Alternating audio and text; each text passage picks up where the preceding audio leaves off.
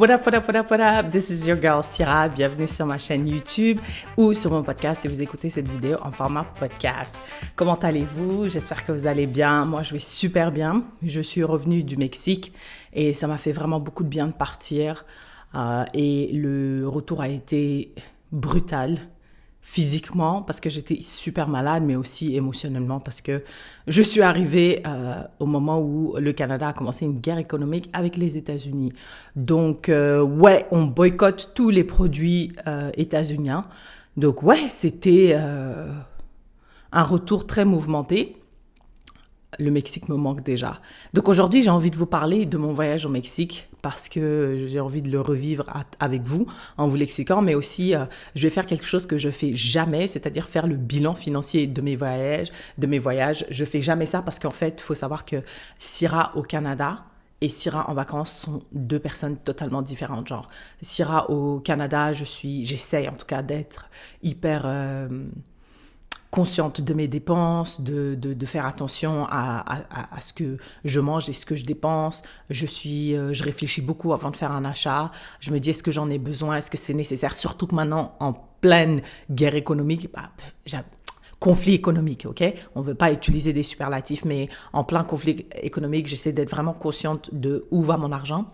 Mais quand je suis en vacances, let me tell you something. En vacances, toutes les habitudes que j'ai, je le laisse dans mon appartement et c'est une nouvelle personne qui va en voyage. Et quand je dis je les laisse dans mon appartement, c'est-à-dire que the minute I step foot outside, dans le Uber pour aller à l'aéroport, it's over. It's over from my wallet. Donc, je fais jamais le bilan parce que ça me fait toujours très, très peur. Mais là, j'ai une chaîne YouTube maintenant, donc je me dis peut-être que je peux aider quelqu'un à un peu visualiser ou un peu voir combien un voyage au Mexique peut lui coûter, et sachant qu'il faut prendre ça avec un grain de sel, c'est-à-dire qu'on n'a pas tous le même style de voyage, les mêmes façons de dépenser son argent. Donc c'est juste vraiment pour donner une idée en fait de combien le Mexique peut coûter à une personne seule. Donc voilà, without further ado, we're just gonna jump into it. La première chose avec laquelle je vais commencer, c'est le billet d'avion. Donc j'habite à Edmonton et au Mexique, on a été à Puerto Vallarta qui se trouve, si je dis pas de bêtises, au sud-ouest, au sud-ouest du Mexique, je pense. À vérifier, vous verrez bien. Mais on a été à Puerto Vallarta. La raison pour laquelle on a choisi cette ville, c'est parce qu'en fait, on voulait aller dans un endroit où il y avait de l'infrastructure, bien sûr, pour pouvoir facilement se déplacer. Mais aussi, on voulait garder un endroit qui était local, genre. Enfin, qui était, en tout cas, qui n'avait pas perdu son âme au tourisme, où il y avait des vrais gens, des gens normaux qui vivaient.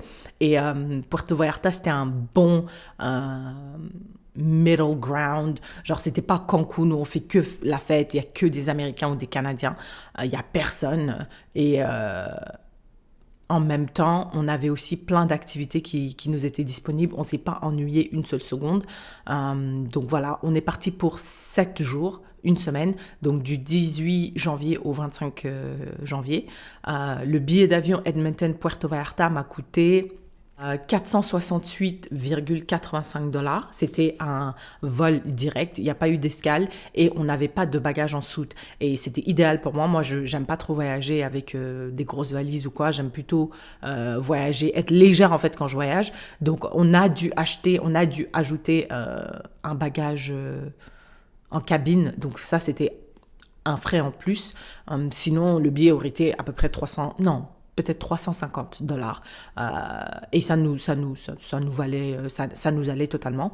Et il faut savoir qu'on a voyagé avec Flair Airlines. Quand tu arrives, on mesure, en fait, il y a des espèces de je sais pas comment on appelle ça, genre un endroit où tu dois mettre ta valise pour être sûr que, en fait, ta valise qui va en cabine a la taille qu'il faut, en fait, pour pouvoir rentrer dans l'avion. Pareil pour mon sac à dos, on a dû le mesurer, tu dois le rentrer dans un truc pour être sûr qu'il ne dépasse pas la taille qu'il faut. Ça s'est super bien passé. Le vol, on n'a pas eu de retard à l'aller et au retour. Je sais qu'en ce moment, les gens sont hyper anxieux, surtout en Amérique du Nord avec toutes les tragédies aériennes qu'il y a eu lieu. Mais franchement, nous, on a voyagé et ça s'est hyper bien passé. Flair est connu pour être une compagnie low cost. Ouais, c'était pas très très très cher, je trouve, et ça s'est bien passé. Donc moi, y a pas de souci. Après, t'as pas à manger, on ne te donne pas à boire ou quoi que ce soit gratuitement dans l'avion. Ça me dérange pas parce que déjà, c'est pas bon. Et en plus, j'achète mes propres trucs. Donc, moi, franchement, ça me dérangeait pas pour le prix que c'était. Le deuxième frais ou le deuxième expense, c'était le logement. On a décidé de prendre un Airbnb. On n'a pas voulu prendre un tout inclus. C'est pas vraiment comme ça qu'on voyage. Et c'était génial parce qu'avec ma pote, même si on est relativement nouvelle pote, on a le même style de voyage et ça nous intéressait pas du tout de voyager en all inclusive. C'est no shade to all inclusive, c'est juste qu'on voulait vraiment genre sortir, découvrir, faire nos propres activités et pas forcément rester dans un hôtel pendant une semaine. Donc on a pris un Airbnb dans une zone qu'on appelle la Zona Romantica. C'était super, il y avait, en fait c'est la vieille ville, entre guillemets, c'est là qu'il y a plein de restaurants, plein d'activités, tous nos points de rencontre de nos activités se trouvaient là-bas, ou en tout cas à 15 minutes de marche. Il y avait la plage, franchement c'était génial, c'était super bien localisé, on marchait tout le temps et ça change de moi où on est au Canada, on est tout le temps dans sa voiture. Là, on marchait, il faisait chaud, il faisait beau, c'était génial. Franchement, j'ai adoré et ça m'a en fait conforté dans l'idée que je veux vivre dans un endroit éventuellement de walkable où tout est à peu près 15-20 minutes à pied. C'est ça que je veux vraiment, sincèrement. Et en allant là-bas, ça a vraiment réitéré, confirmé le sentiment que j'avais déjà depuis très longtemps.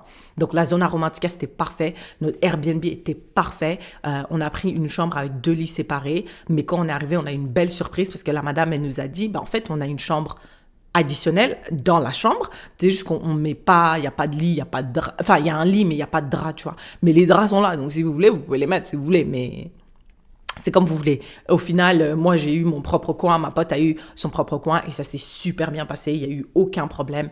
La madame était super, elle avait 2 chiens. C'était génial. Franchement, le logement Airbnb, 100% recommend. Le logement m'a coûté, donc chacune, ça nous a coûté 236,30 $. 236,30 $ pour 7 nuits, du 18 au 25. C'était vraiment super. J'ai jamais payer aussi peu pour un Airbnb pour aussi longtemps, tu vois.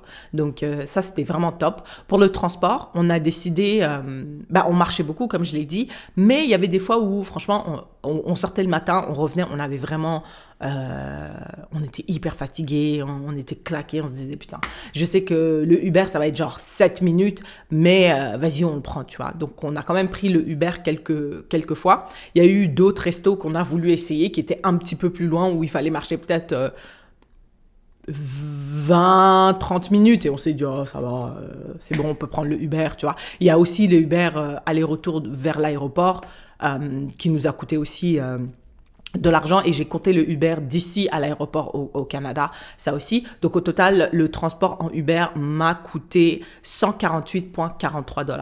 Et c'était franchement hyper raisonnable. J'ai déjà dépensé 200 $ en une journée ici en Uber, facile au Canada. Là-bas, c'était le maximum que j'ai payé pour un trajet, c'était 13 $. 13 $ canadiens, c'est rien du tout. D'habitude, ça tournait autour de 4, 5, 7 $.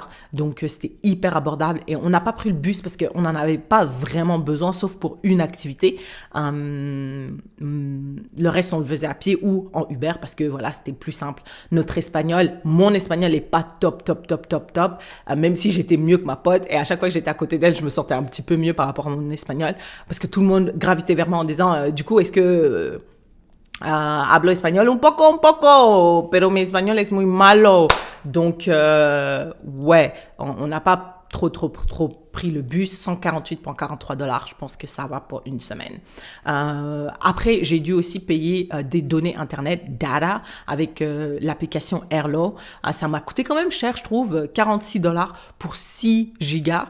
Il y a la Wi-Fi partout à Puerto Vallarta, mais le problème, c'est que quand tu sors, on a utilisé beaucoup de Google Maps et tout. Dans les rues, il n'y a pas de Wi-Fi, bien sûr.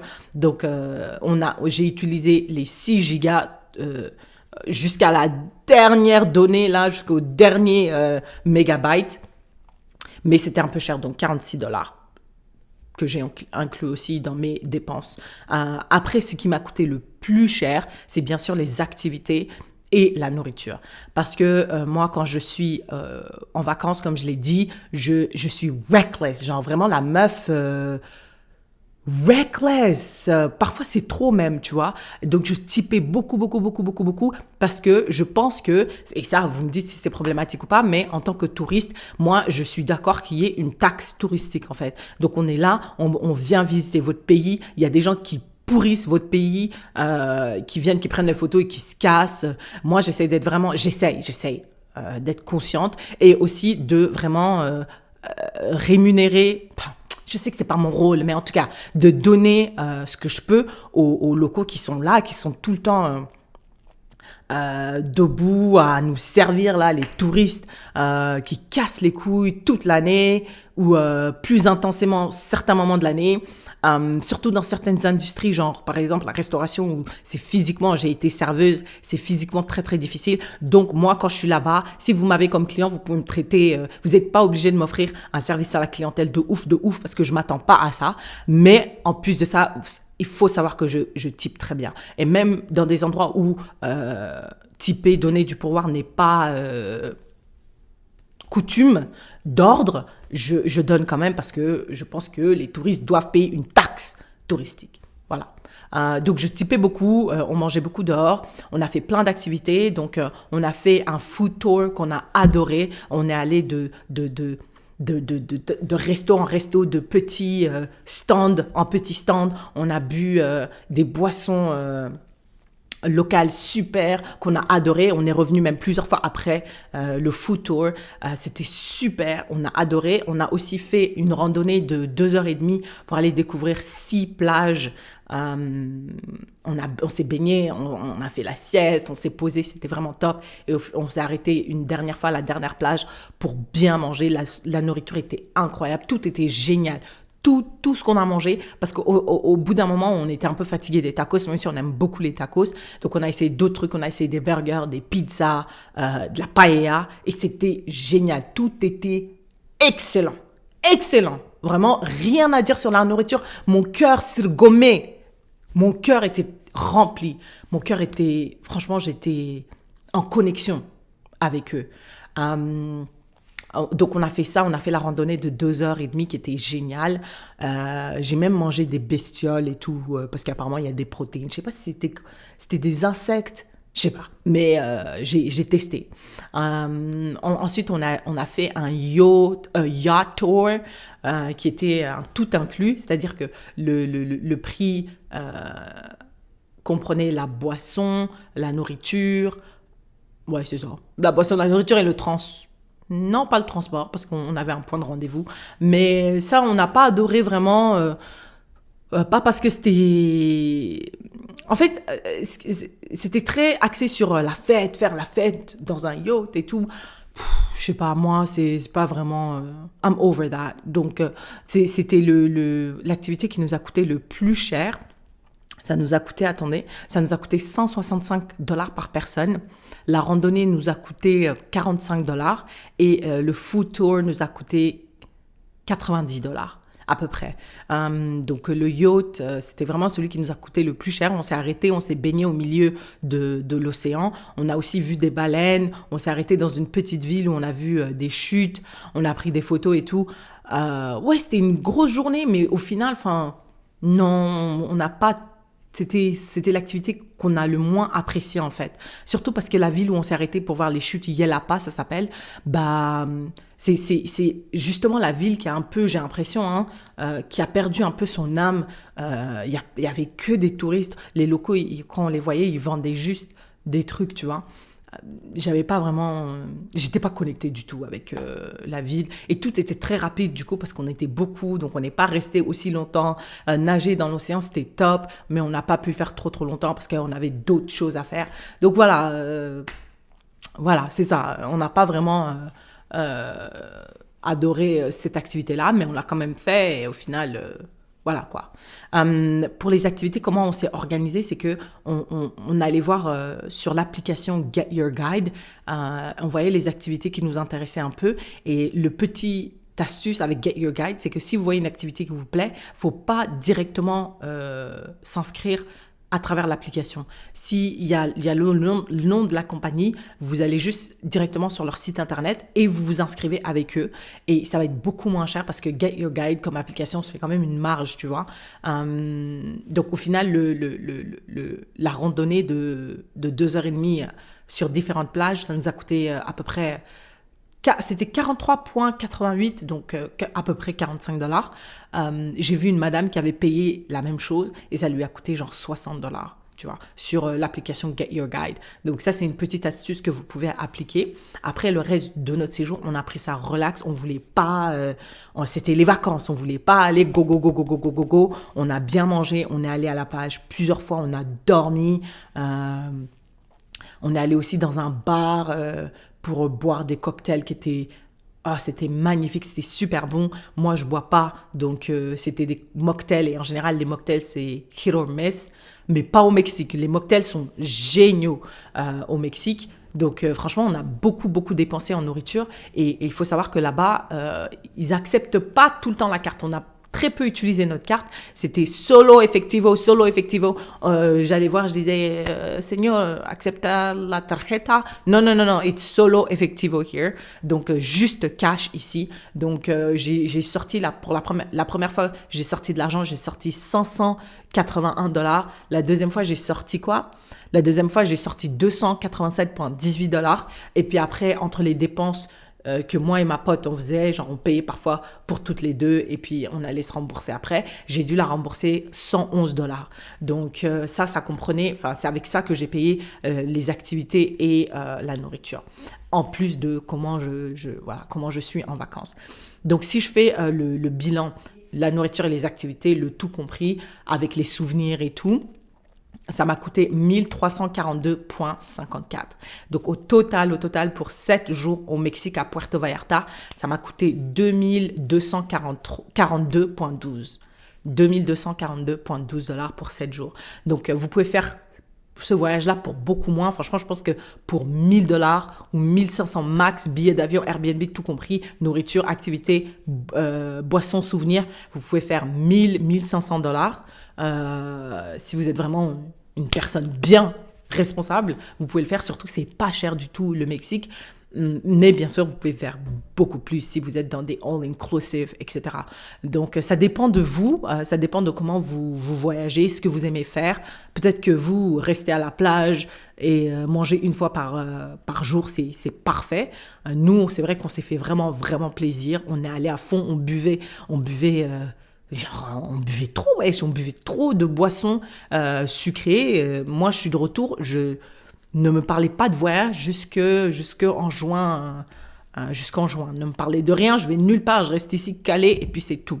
Tu vois? Donc, voilà, c'est ça. Je fais jamais le bilan de mes voyages. Mais j'espère que ça vous a permis d'avoir une idée un petit peu du Mexique. Si vous avez des questions, n'hésitez pas à les laisser en commentaire. Ça me fera un grand plaisir d'y répondre. Et I guess I'll see you in the next one.